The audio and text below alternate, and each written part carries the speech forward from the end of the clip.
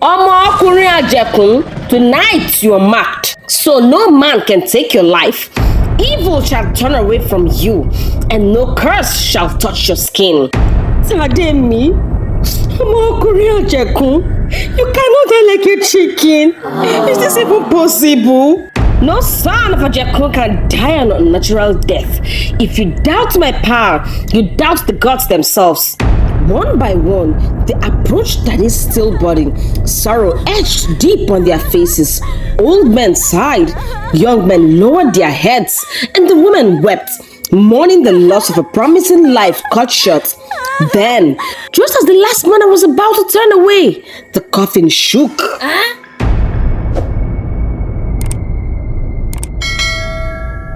A shiver of unease rippled through the crowd of mourners. Those closest to the coffin stumbled back, eyes wide with fear.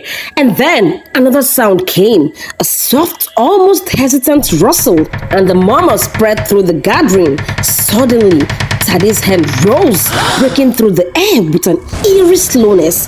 And then, as if guided by someone seen first, he sat up straight. Panic exploded in the crowd.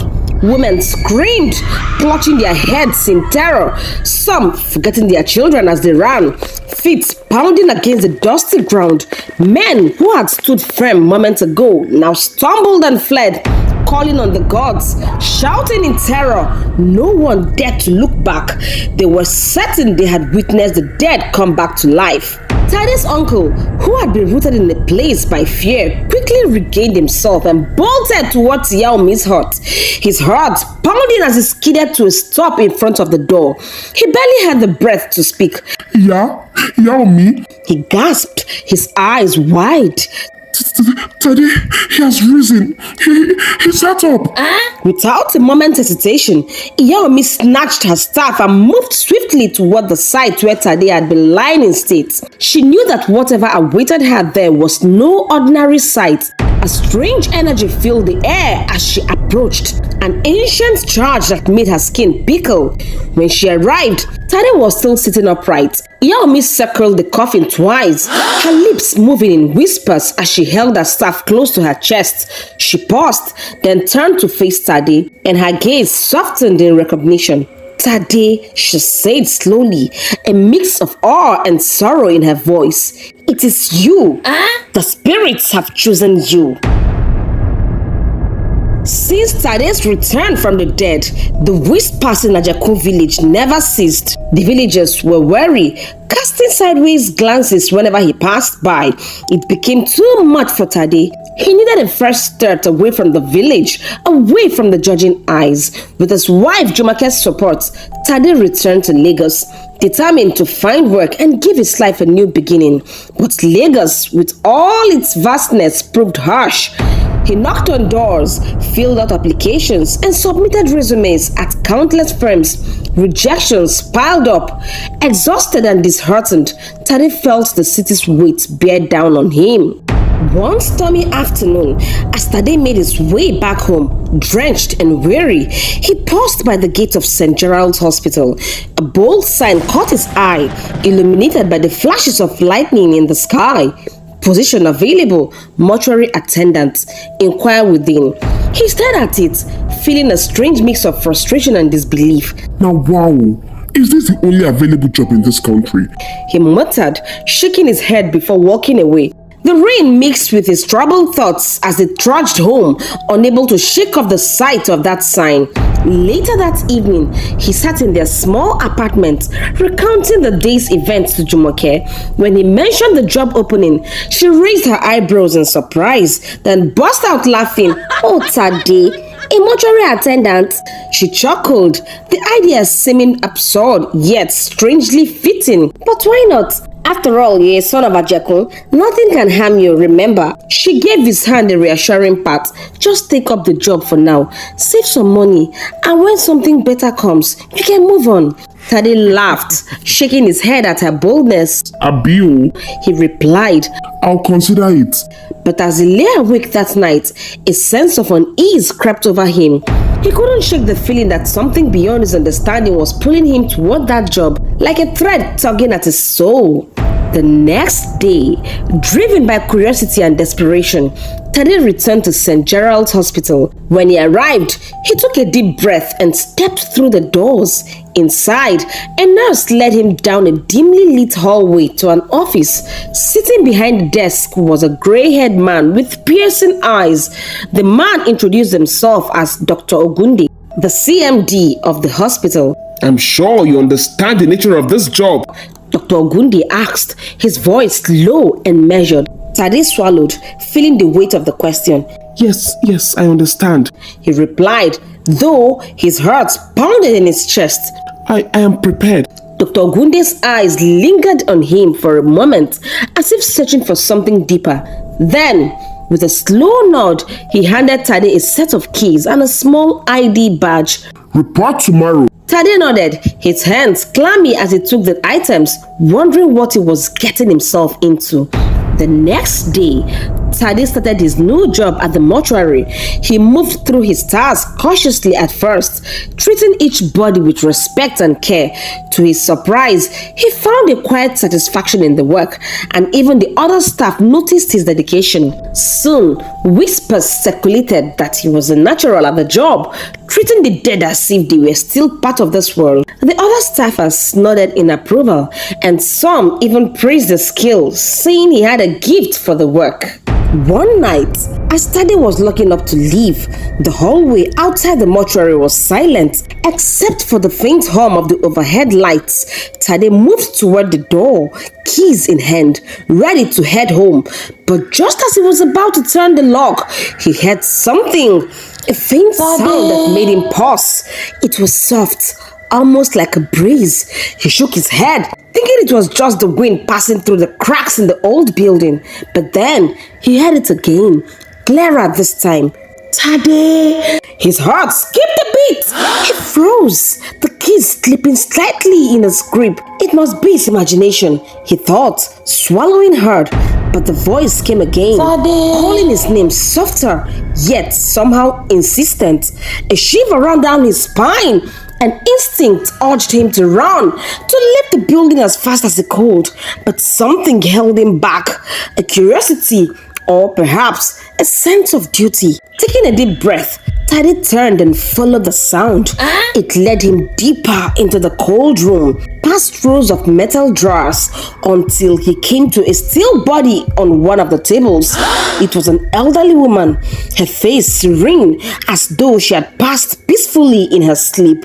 Tade leaned in closer, the head on his arm standing on end, and then her lips moved again. Tell my husband not to travel, she whispered, her voice barely audible, yet clear enough to chill him to the bone.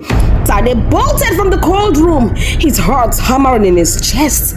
The hospital corridor stretched endlessly before him, dim and quiet. His frantic footsteps echoed through the empty halls, but no one emerged to see what was wrong. Not a single nurse, doctor, or staff member seemed to notice his desperate flight. He reached the main doors and burst outside into the stormy night.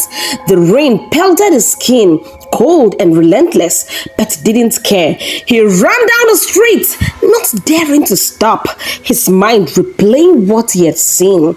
After running for a while, his legs burned and he finally slowed, glancing back over his shoulder.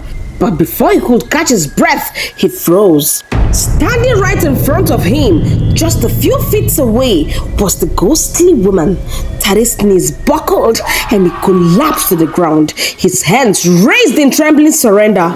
Please don't hurt me, he pleaded, his voice barely audible over the rain. I don't know what you want from me, but please, just don't hurt me.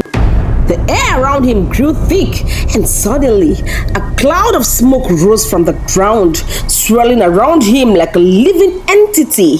The mist curled tighter, and the world beyond faded into a shadowy haze. Tade felt trapped, as though the very earth had swallowed him.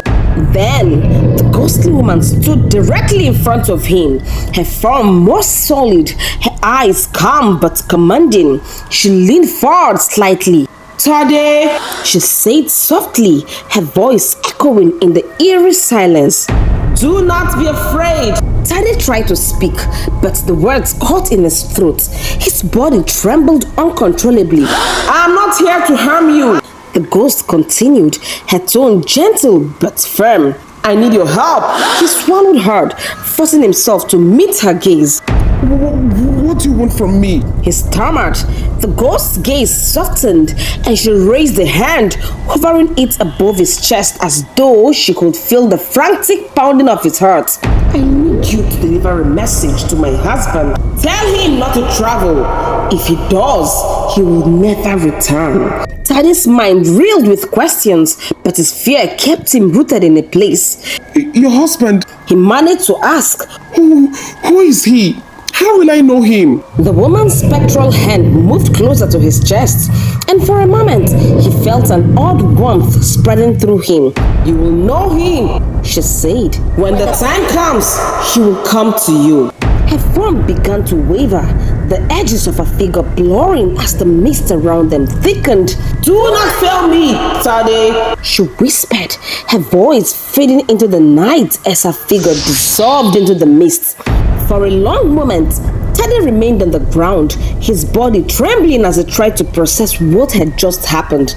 The rain continued to pour, soaking him to the bone, but he barely noticed. Slowly, he rose to his feet, his legs shaky, and looked around. The street was empty, the night silent save for the storm. Taking a deep breath, he turned back toward the hospital, his steps hesitant. When he entered the building, the atmosphere inside was just as he had left it, quiet and still. No one seemed to have noticed his absence or the encounter he had outside. Without a word, Tade returned to the mortuary, his mind racing. He knew that his life had just taken a turn he couldn't fully comprehend, and whatever lay ahead, he could only hope he was ready for it.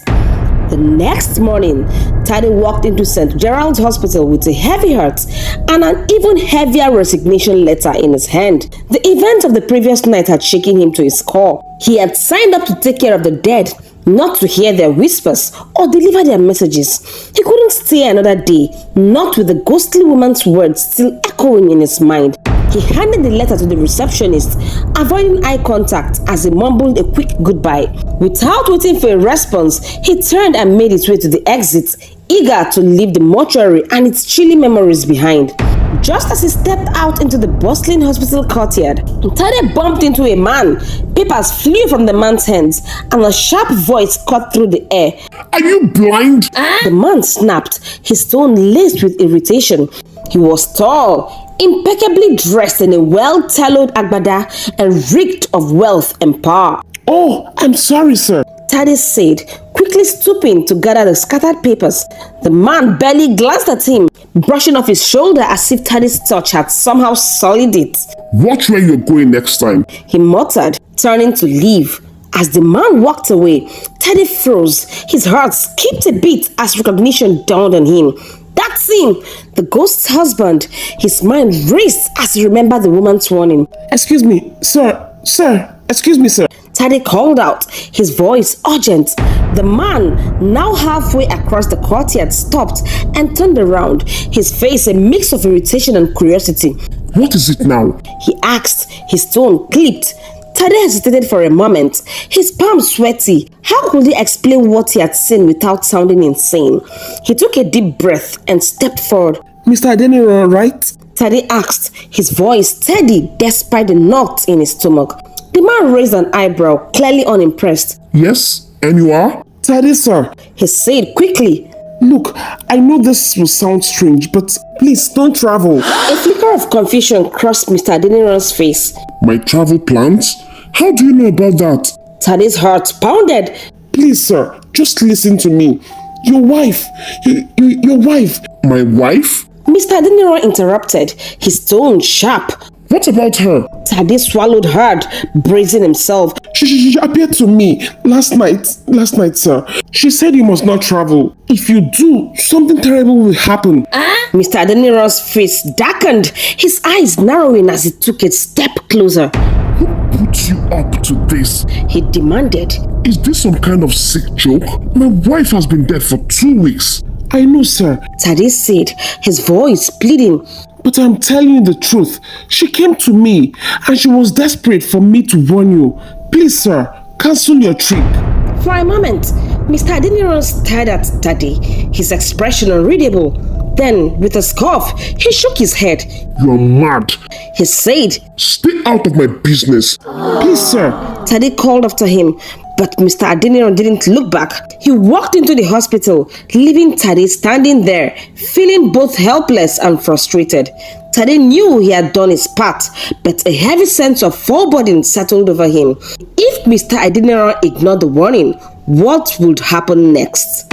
Mr. Adeniran walked up to the nurse at the reception desk, his face still lined with irritation from the earlier encounter with Tade, softened slightly as he leaned on the counter. Good afternoon, he said curtly. I came to finalize the burial arrangements for my late wife. The nurse gave him a sympathetic nod and began to pull out some files. As she worked, Mr. Adeniran glanced toward the entrance and remembered the strange man he had bumped into. That man who just left? He asked, his tone casual but curious. Who is he? The nurse looked up, her brows furrowed slightly. Oh, do you mean Tade? He just tendered his resignation today. He was a mortuary attendant. Mr. Adeniran froze. You mean he worked in the mortuary? Yes, sir, the nurse replied matter-of-factly. He handled the bodies, a quiet man but good at his job. For a moment, Mr. Adeniran stood in stunned silence, the weight of the revelation pressing down on him. A mortuary attendant, and he knew about my wife. His mind raced with possibilities, each more unsettling than the last. Without another word, he turned and rushed out of the hospital, his heart pounding as he scanned the parking lot and the streets beyond. But Tade was nowhere in sight. Frustrated, Mr. Adeniran entered his car and drove home, his thoughts a whirlwind of confusion and dread. Later that day, Tade secured a job at a filling station. The work was simple and the hours were long, but it provided a sense of normalcy he desperately craved. Yet, even as he tried to rebuild his life, the ghosts continued to haunt him. At first, it was sporadic. A shadowy figure would appear at the corner of his eyes, or a faint whisper would echo in the dead of the night. But soon, it became more frequent. Ghosts would approach him at all hours, their spectral forms flickering in and out of sight. Deliver this message, they would plead, or tell my family about this or that. Each encounter left Tade more shaken than the last. No matter how many times he saw them, his fear never lessened. His nights became sleepless, his days filled with dread. The strain began to take a toll on his family. Jumoke, though initially supportive, grew more terrified as the ghosts became bolder. Their children would wake up screaming, seeing their father talk to empty air. It was too much. One night, with tears in her eyes, Jumoke packed her belongings. Tade, we cannot do this anymore, she said, her voice trembling. The children are scared. I am scared. You are the chosen one. I know that. But this is too much. She left, taking the children with her. Tade stood alone in their empty house, his heart heavy with guilt and sorrow. One fateful evening, after a long shift at the filling station, Tade found himself walking home through a lonely, dimly lit street. The air was still. The only sound was the distant hum of traffic. As he passed a small house, a stray dog began barking furiously, its eyes fixed on him. Tade sighed and kept walking, but then the wind picked up. It wasn't a normal breeze. It was fierce and unnatural, carrying a biting chill. He stopped in his tracks as the air around him seemed to grow heavier, and then she appeared. An old woman's ghostly figure materialized before him, her white garment fluttering as though caught in an unseen gale. Her eyes were dark hollows, her expression solemn. Tade's breath caught in his throat. One would think he'd be used to this by now, but every encounter left him as terrified as the first. He stumbled back, his heart racing. The ghost spoke, her voice low and ominous. Tade, she said, her tone echoing in the stillness. I know you can see me, and that is why I have come to you. You must deliver a message to my son. Tade's legs trembled, but he managed to nod. What message? He stammered. The ghost's gaze bore into him. Tell him that his days of suffering are near an end. I was buried with a diamond ring. He must exhume my body, sell the ring, and use the money to rebuild his life. Tade's mind reeled at the gravity of the message. Wait, who is your son? Where can I find him? He asked, his voice desperate, but the ghost gave no answer. Her form flickered, and before Tade could ask more, she vanished, leaving him alone in the eerie silence. This message was unlike any he had delivered before. It wasn't just a warning or a plea for forgiveness. It was a task, one which could change a life. Tade stood there, shaken to his core, wondering what he had just been drawn into.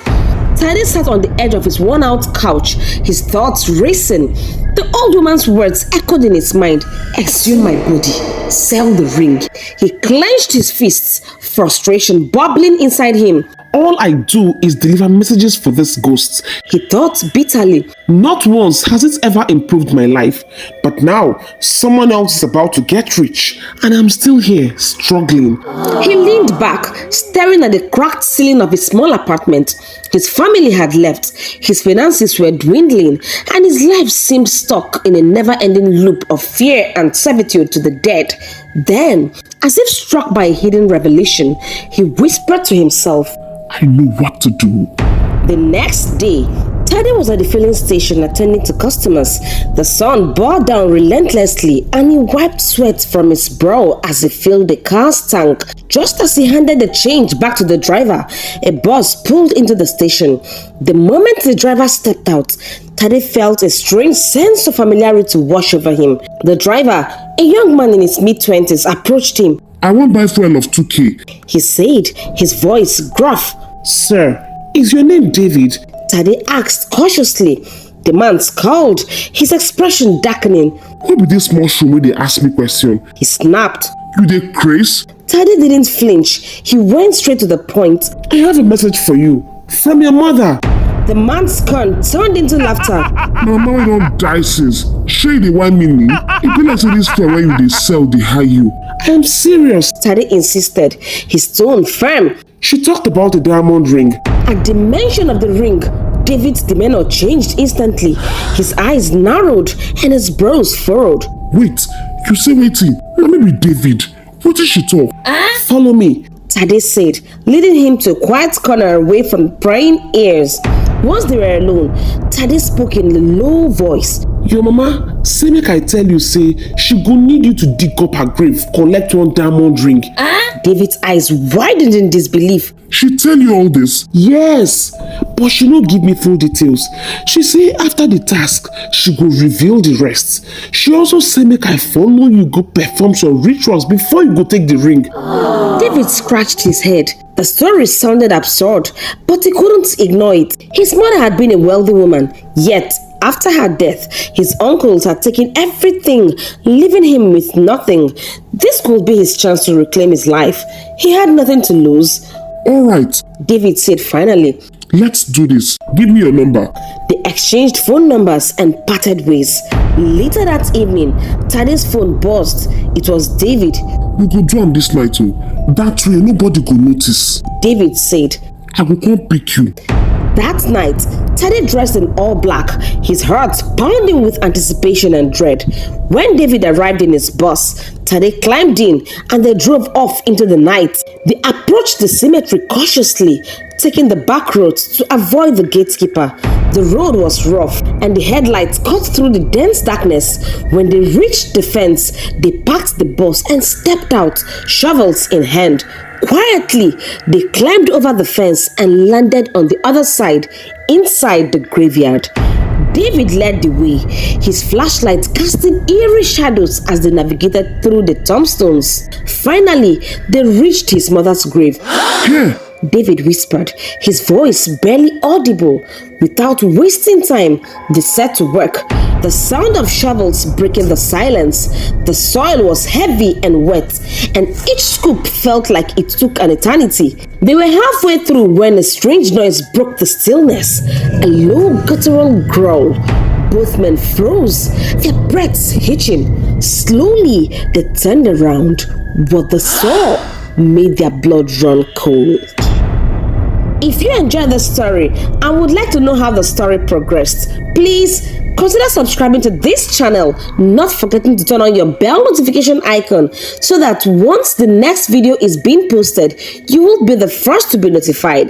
You can also check out these videos here. I promise you won't be disappointed. Till we meet again in my next video, remain blessed.